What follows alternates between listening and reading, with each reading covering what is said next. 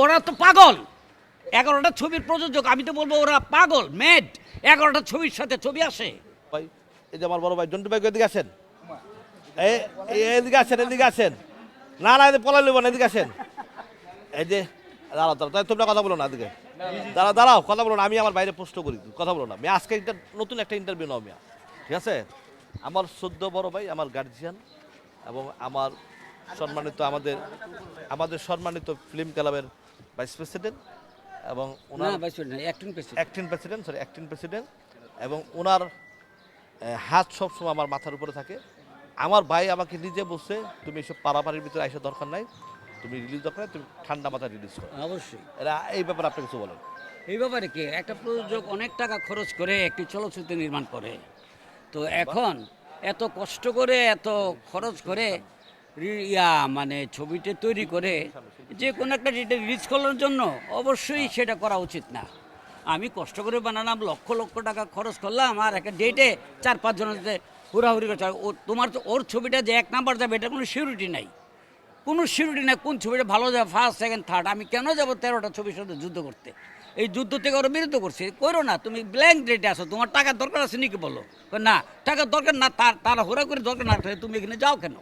সুন্দর করে আমি তো 26-27টা ছবি রিলিজ করছি, কোনোদিন হুড়াহুড়ি করি নাই। না আমাকে সবসময়, হ্যাঁ অবশ্যই অবশ্যই। এখন তুমি সুন্দর একটা ব্ল্যাঙ্ক ডেট, একটা ছবি যদি সাথে আসতো, যেটা ভালো সেটা ব্যবসা করবে এবং মানুষ দেখলে ওই 2টা ছবি দেখতে যাবে। সামনের মাসের 3 তারিখে দিচ্ছি। হ্যাঁ বা ফার্স্ট ক্লাস। আর সাথে কি আছে? সাথে আমি কি আছে আমি জানি। বাস ঠিক আছে, থাকুক, একটা ছবি থাকলে কোনো প্রবলেম নেই।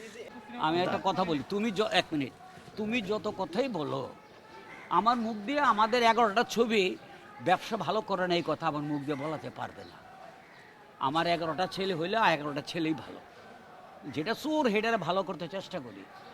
ওরা আমার ছেলে মানে কি, চলচ্চিত্রগুলো আমাদের ব্লাডে আছে, সবগুলি ছবি চলুক আমি চাই, কারণ সবগুলি ছবি চললে ইন্ডাস্ট্রিতে যার ছবিটা চলবে সে আরেকটা ছবি বানাবে, সেখানে 1-150 লোক কাজ করে উপার্জন করবে।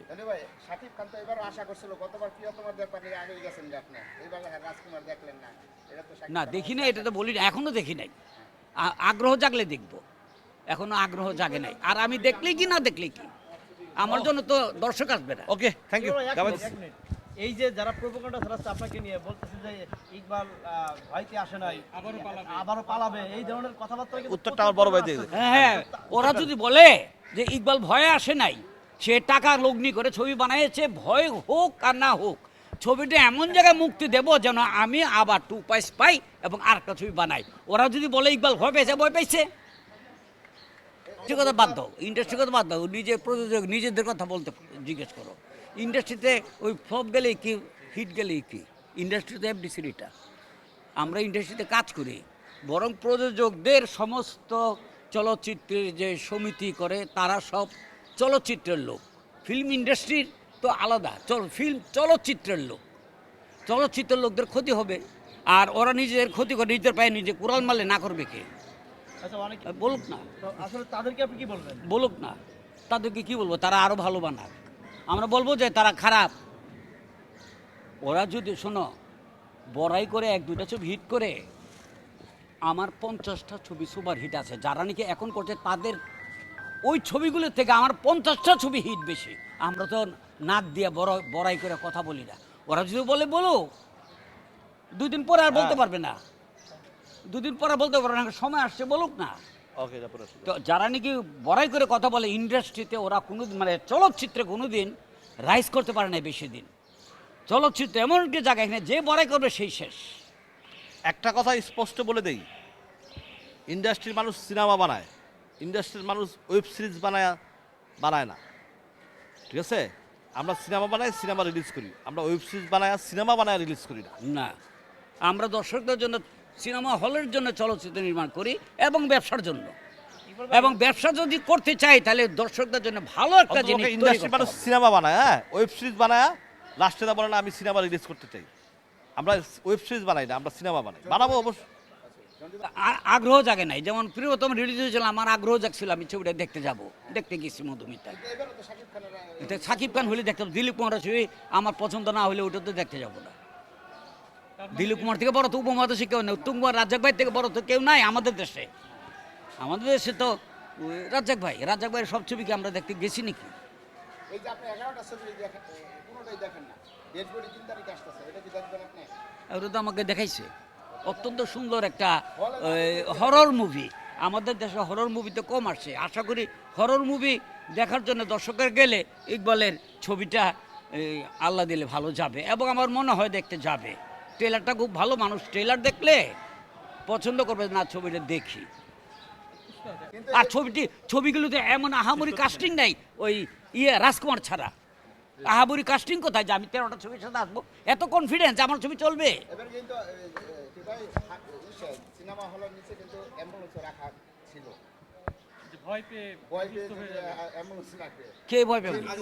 দর্শক ভয় পাবে কিসের জন্য? দর্শক সিনেমা দেখে ভয় পাবে। ও জিন্টু, আজাদাক জিন্টু তো রিলিজ করছে একটা হরর মুভি।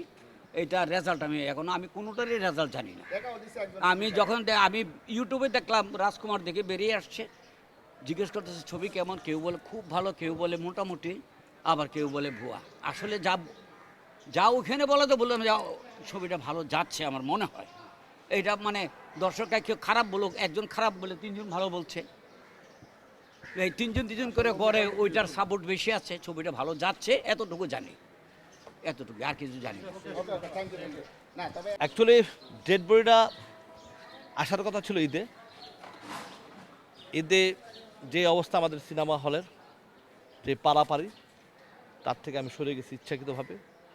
এবং